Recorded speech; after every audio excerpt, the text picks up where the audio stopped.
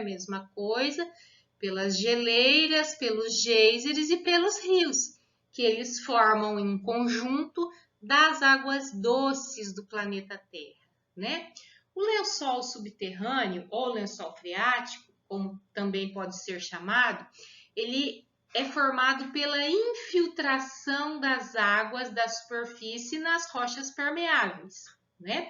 Então, vai chover, vai infiltrar e vai alimentar o lençol freático.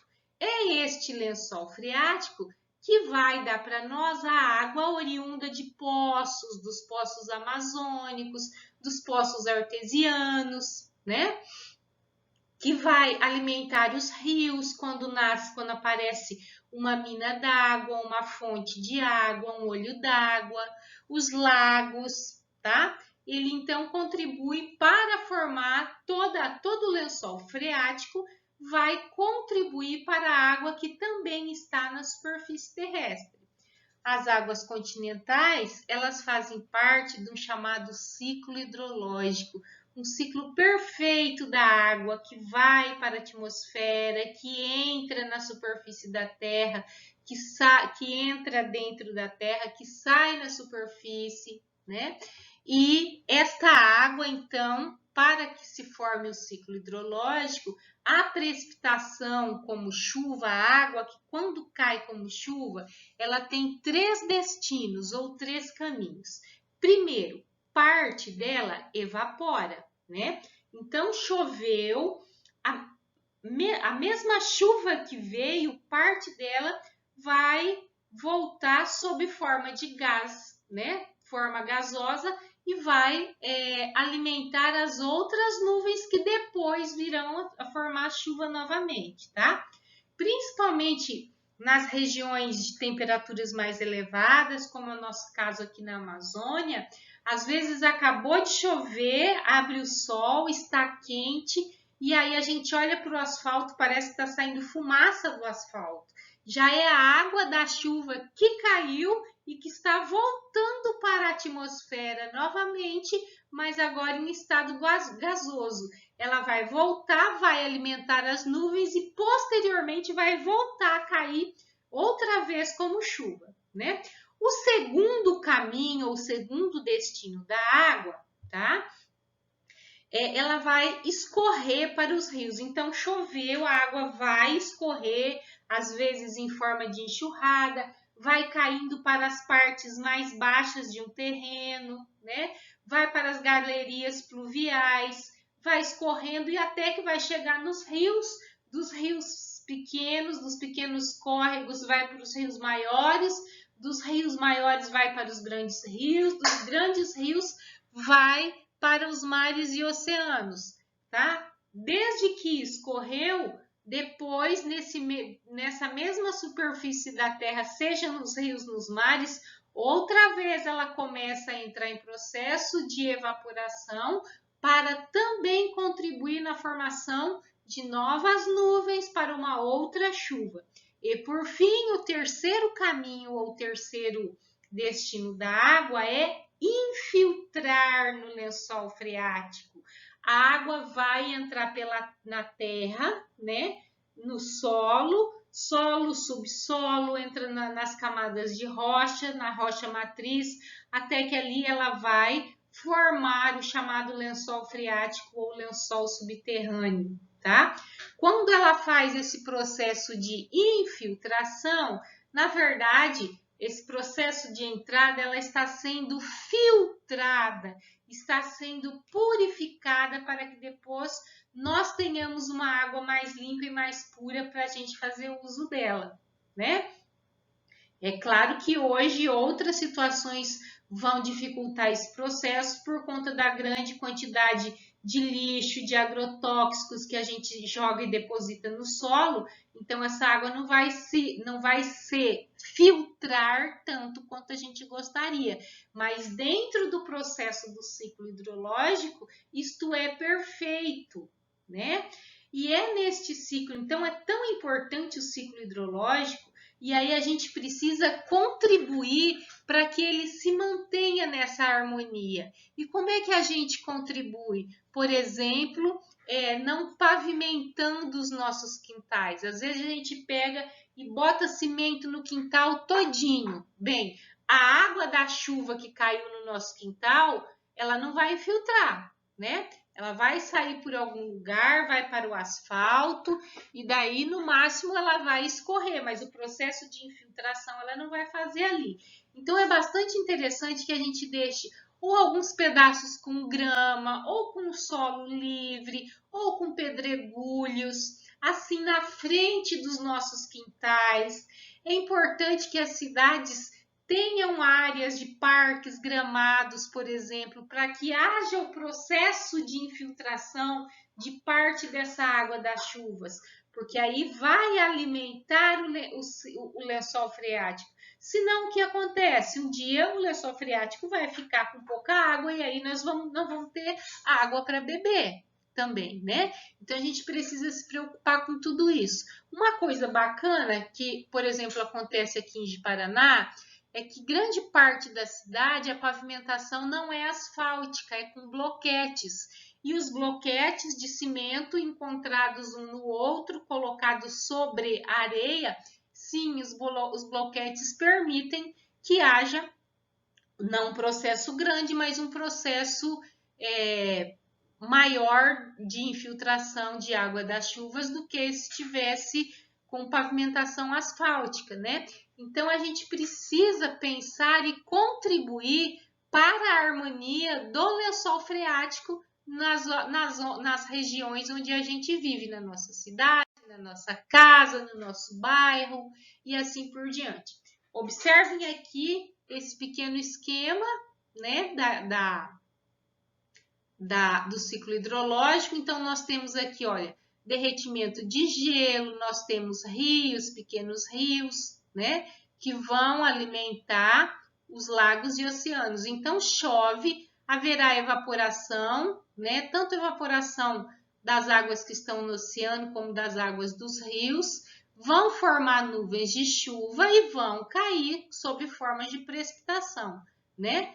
Parte, por exemplo, o que choveu aqui nessa montanha vai escorrer para as regiões mais baixas e vai jogar nesse pequeno curso d'água, né? Outra parte vai infiltrar, vai formar o lençol freático, tá? Observem agora este pequeno videozinho que nós temos aqui, tá? Que fala sobre a perfeição do ciclo hidrológico. Como o vídeo já tem som, eu não vou comentá-lo no decorrer da sua apresentação, mas prestem atenção no vídeo. O ciclo da água. A vida, como conhecemos, depende da água. Ela está em cerca de 70% da superfície do planeta e em 70% do volume do corpo humano. Está em toda parte, ligando os continentes e criando condições para a vida. A água está o tempo todo em movimento, sob diferentes formas. O Sol fornece luz e calor ao nosso planeta. Essa energia promove o aquecimento e, assim, acontece a evaporação de parte da água da superfície de rios, lagos e oceanos, das folhagens das plantas e dos corpos de animais e pessoas. O ar úmido é menos denso que o ar seco, por isso sobe, levando as moléculas de água consigo. Livres, leves e soltas pelo ar, elas são carregadas pelos ventos, cada vez mais alto e mais longe. Nas altitudes, começam a se aglutinar, formando gotículas de água. Estas também se agrupam mais e mais, e assim nascem as nuvens. Há um momento em que as gotas se tornam pesadas demais para se sustentar na atmosfera, até que começam a cair. Dependendo das condições do tempo, podem cair como pedras de gelo, o granizo, como cristais, a neve, ou como gotas de chuva. A chuva cai no mar e também na terra firme. Ao atingir um solo permeável, parte da água que se infiltra é absorvida pelas raízes das plantas. Outra parte da água continua escoando o solo adentro, alimentando os lençóis freáticos, dos quais também captamos água para nosso sustento. Os lençóis freáticos podem aflorar na superfície e dar origem a filetes d'água, riachos e rios, formando seu caminho para chegar ao mar. Ao cair sobre as cidades e outros solos com uma capacidade reduzida de absorver a água, ela acaba escorrendo pela superfície, podendo causar grandes enxurradas e inundações, mas também alimentando córregos, ribeirões e rios. O tempo todo, em todo lugar, esse ciclo se repete indefinidamente, alimentado pela energia do Sol. Acesse www.ana.gov.br e conheça a agência que cuida das águas. O ciclo da água.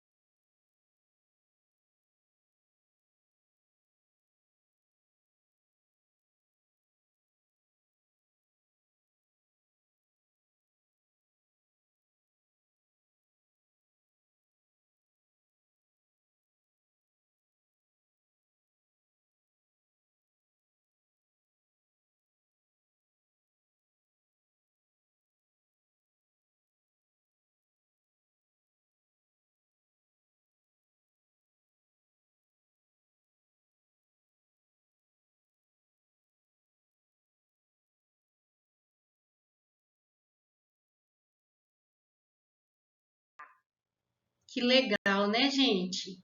Então, é muito importante que a gente cuide desse ciclo da água, desse ciclo hidrológico, porque a água é vida, faz parte da vida, né? É a manutenção da nossa própria vida. Então, quando estiver chovendo, vamos pensar, quando a gente for organizar o quintal da nossa casa, a frente da nossa casa, vamos deixar um pedacinho de terra, vamos, para a água infiltrar? Vamos contribuir para a alimentação do lençol freático? Né? A gente precisa pensar nisso.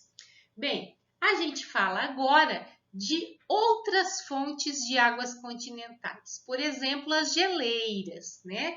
Nós não vemos aqui porque a gente está numa área de bastante calor, por aqui não tem geleiras. Nós vamos encontrá-las mais nas áreas próximas ao oceano,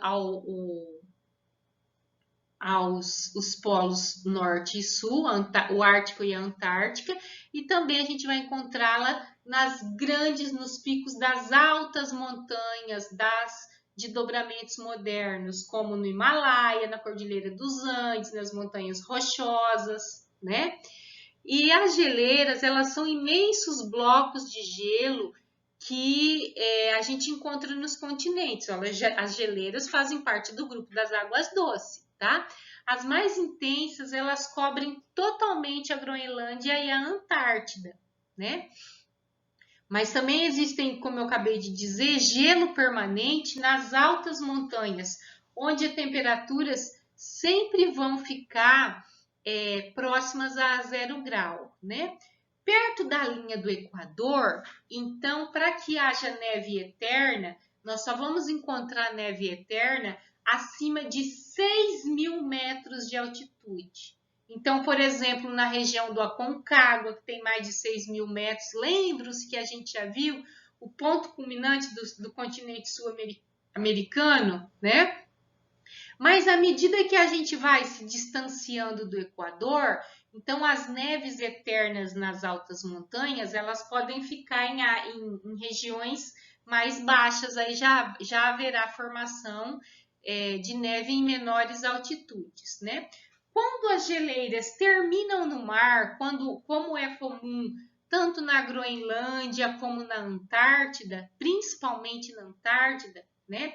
Enormes blocos de gelo podem ser levados pelas correntes marinhas, que formam os chamados icebergs, né? Bem, e agora como a gente tem passado por esses momentos de mudanças climáticas, o aumento da temperatura média da Terra faz com que parte desses gelos eternos, principalmente da Groenlândia e da Antártida, eles vão, por conta do calor, eles vão rachando e vão se desprendendo da geleira mãe, né? Pedaços de gelo que vão se quebrando e aí as correntes marinhas vão levando eles, né, cada vez mais ou para o norte ou para o sul. Conforme eles vão viajando, ou em qualquer um dos dois, mais em relação, vão se aproximando, melhor dizendo, vão indo rumo à linha do Equador, cada vez vai ficando mais quente, eles vão derretendo, até que vai chegar um momento em que eles vão derreter. Mas esses icebergs, eles são extremamente perigosos para a navegação. Se um navio tiver que colidir com um iceberg, já sabe, já conhece a história do Titanic, como é que vira isso, né? Tá? Bem, outra forma de água que a gente encontra aqui, tá? São os chamados geysers. Geysers são fontes, tá? Que lançam água, geralmente em alta temperatura e alta pressão. Nós vamos encontrar os geysers nas regiões vulcânicas, nas áreas onde há grande movimentação do magma, né? No fundo, entre o manto e dentro da crosta terrestre. Aí geralmente haverá fissuras nas rochas, né, que vão lançar gases com muita pressão, né, e aí vão chegar no subsolo e ao atingir o lençol freático, vira ponto de ebulição e eles vão fazer a água sair em formas de chafariz e uma única saída, né? Existem cerca de 1.000 geysers aí espalhados pelo mundo e mais da metade deles vão ser encontrados lá nos Estados Unidos, no Parque Nacional Yellowstone, né? Quem já assistiu o desenho do Zé Colmeia, que é ambientado no Parque Yellowstone, né? Vai ver o desenho. Esse é um desenho muito antigo, vocês nem sei se ainda tem, nem sei se vocês conhecem, mas se puderem ver, sempre vai ter um geyser soltando ali, né? Aí a gente também encontra alguns geysers na Nova Zelândia, na Rússia, no Chile, na Islândia, sempre em áreas de encontro de placa, onde as atividades vulcânicas serão bastante ativas, tá? Aí nós temos aqui um outro videozinho de como não é como forma um geyser, mas como é que o chafariz vai se formar. Vamos observar um pouquinho aqui. Olha, então existem pequenos poços, pequenas minas, né? E aí ele não fica em ebulição o tempo todo. Ele entra em ebulição, entra, né? Existem alguns que eles têm tempo mais ou menos cronometrados, outros vai depender muito da movimentação das forças. Olha aí, vai depender da movimentação da força da Terra. E aí o geyser é esse chafariz. Olha o outro.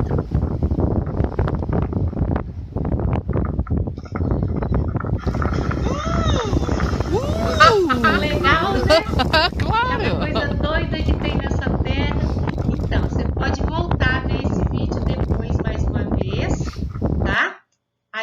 gente termina mais essa parte do vídeo aqui e voltamos para falar de hidrografia. Até já!